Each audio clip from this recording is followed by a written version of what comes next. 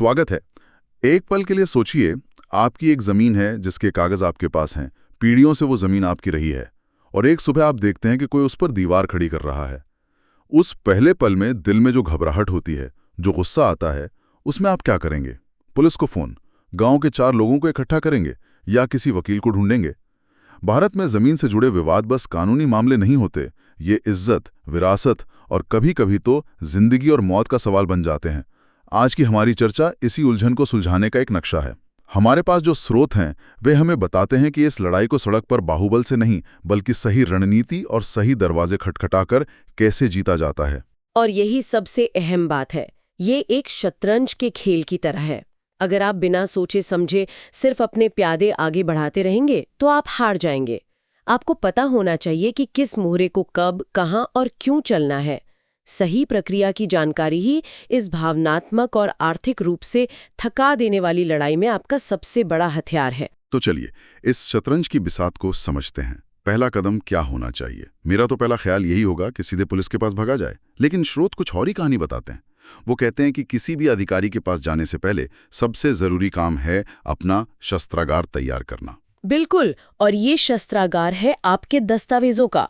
ये सिर्फ कागजी कार्रवाई नहीं है, समझिए, ये आपके हथियार हैं। जितने मजबूत कागज, उतनी ही ऊंची और साफ आपकी आवाज। एक मजबूत फाइल सिर्फ आपका दावा साबित नहीं करती, वो सामने वाले पर एक मनोवैज्ञानिक दबाव भी बनाती है कि आप पूरी तैयारी के साथ आए हैं। ठीक है, तो इस शस्त्रागार में कौन कौन से हथियार होने चाहिए? स्रोत में खतियान का जिक्र है।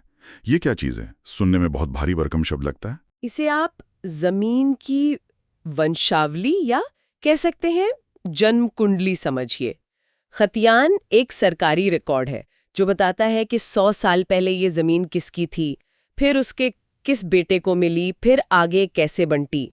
खासकर पुश्तैनी जमीन के मामलों में ये सबसे बुनियादी दस्तावेज है।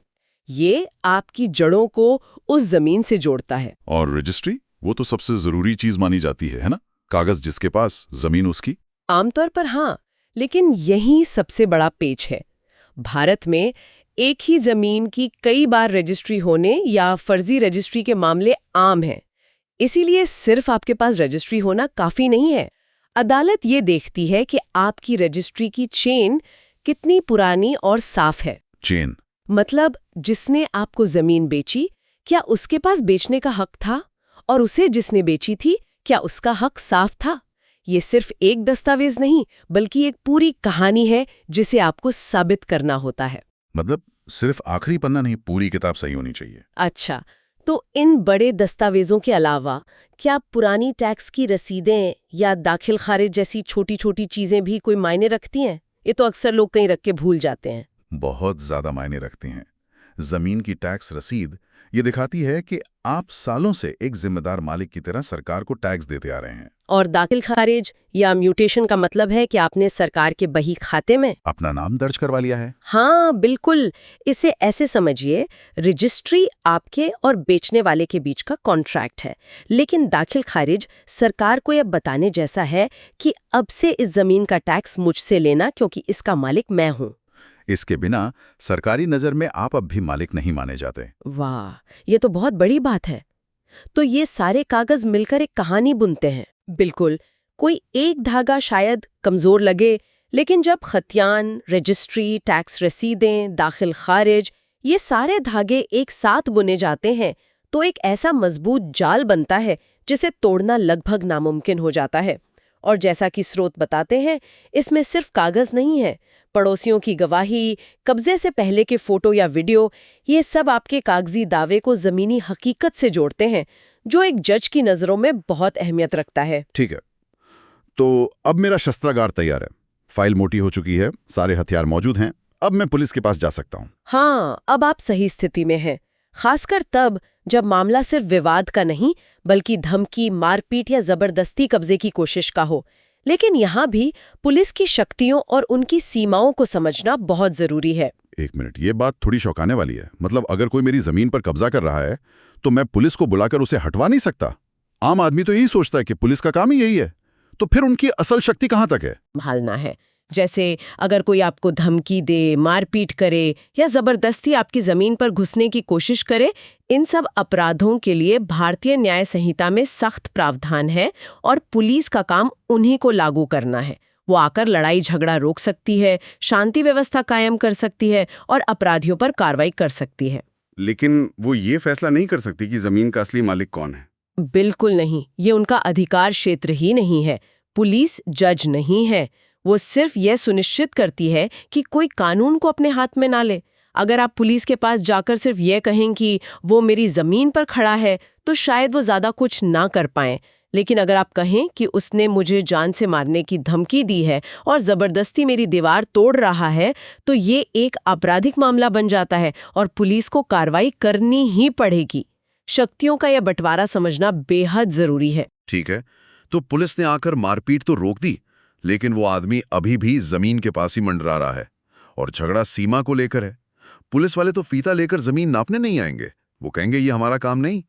तो फिर अगला दरवाजा किसका खटखटाएं? क्या यहीं पर तहसीलदार जैसे अधिकारियों की भूमिका शुरू होती है? एकदम सही पकड़ा आपने।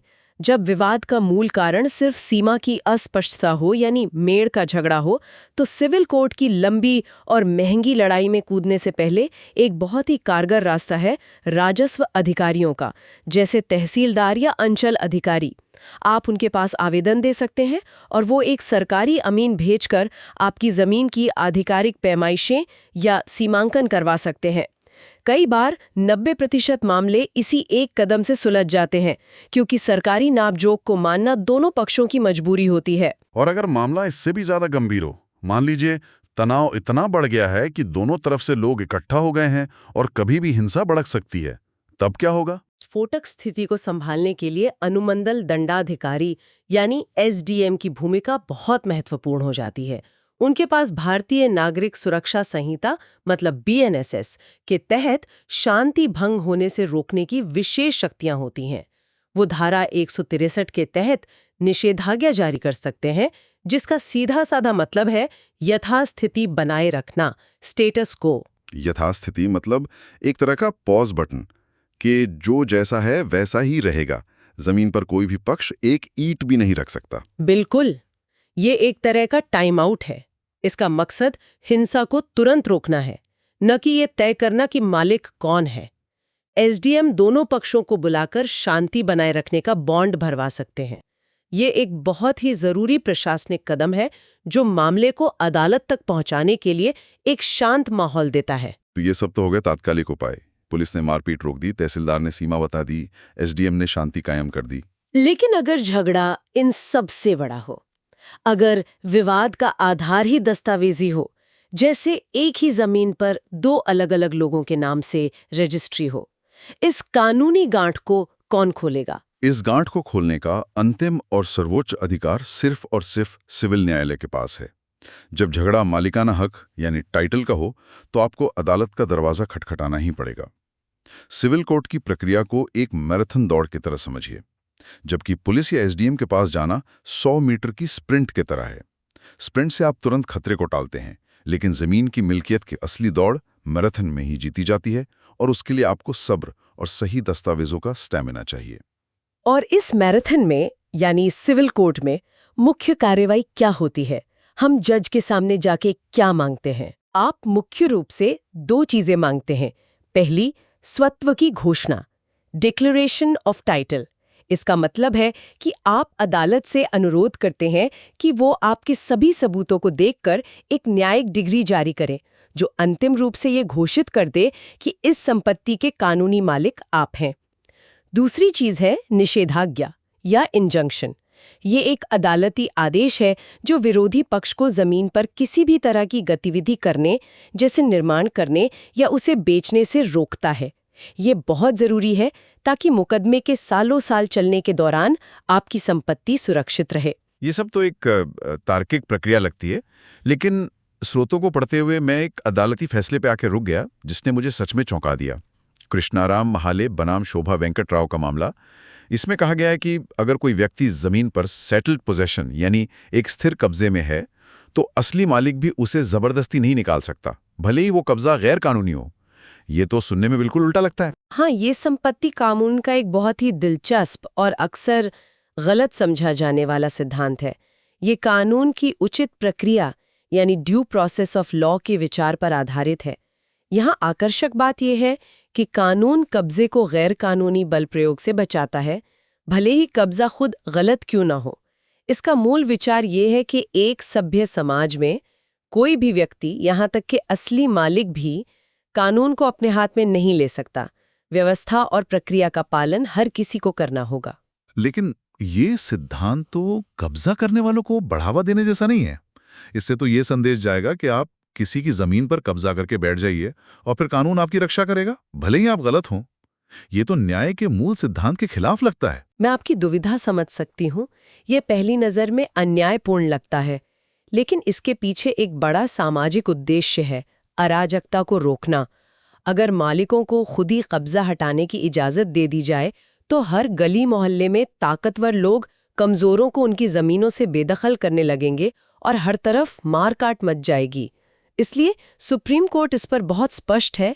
निजी संपत्ति के सिविल विवादों में बेदखली कराना पुलिस का काम नहीं है। वाह, तो मतलब मालिक होते हुए भी मैं अपनी ही जमीन से किसी को जबरदस्ती नहीं निकाल सकता, और अगर मैंने ऐसा किया तो मुझ पर ही आपराधिक अतिचार, क्रिमिनल ट्रेसपास का केस हो सकता है। ये तो पूरा खेल ही पलट देता है। बिल्कुल, इसका मतलब यही हुआ कि कब्जे की लड़ाई में ताकत नहीं बल्कि प्रक्रिया ज्यादा मायने रखती है।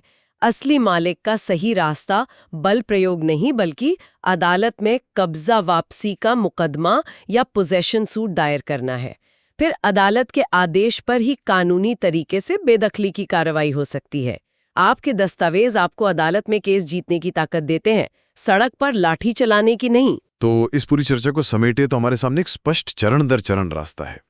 सबसे पहले अपना दस्तावेजी शस्त्रागार तैयार करें, फिर तत्काल आपराधिक खतरों के लिए पुलिस का इस्तेमाल करें, लेकिन सही उम्मीदों के साथ। सीमाओं जैसे प्रशासनिक मुद्दों के लिए तहसीलदार के पास जाएं, हिंसा को रोकने और शांति कायम करने के लिए एसडीएम की मदद लें, और अंत में मालिकाना हक पर अंतिम फैसले के लिए सिविल न्यायालय का दरवाजा खटखटाएं। और सबसे महत्वपूर्ण सबक ये है कि कानून हमेशा बल प्रयोग के बजाय उचित प्रक्रिया का पक्ष लेता है, यहाँ तक कि एक अतिक्रमणकारी के मामले में भी। ये प्रणाली ये सुनिश्चित करने के लिए बनाई गई है कि विवादों का समाधान अराजकता से नहीं बल्कि कानून के शासन से हो। ये प्रतिक्रियात्मक होने के बजाय व्यवस्थित होने पर जोर देती है। ये एक जटिल और लंबी यात्रा हो सकती है, लेकिन इन अलग अलग पड़ावों और उनकी भूमिकाओं को समझना ही सबसे बड़ा अंतर पैदा कर सकता है। ये जानना कि किस दरवाजे को कब खटखटाना है, आधी लड़ाई जीतने जैसा है। जाते जाते एक विचार और छोड़ जाते हैं। स्रोतों में प्रतिकूल कब्जे यानी एडवर्स पोजेशन की एक और दिलचस्प अवधारणा का जिक्र है। इसके तहत अगर कोई व्यक्ति किसी की निजी जमीन पर 12 साल से ज्यादा समय तक बिना किसी रोक टोक के खुले तौर पर और मालिक की तरह काबिज रहता है, तो वो उस जमीन पर मालिकाना हक का दावा कर सकता है। यह स्वामित्व की प्रकृति पर ही एक गहरा सवाल खड़ा करता है। किस बिंदु पर एक लंबा निर्विरोध कब्जा अपने आप में एक अधिकार बनाना शुरू कर देता है, और यह हमारे इस पारंपरिक विचार को कैसे चुनौती देता है कि केवल एक टाइटल डीड ही स्वामित्व का अंतिम प्रमाण है।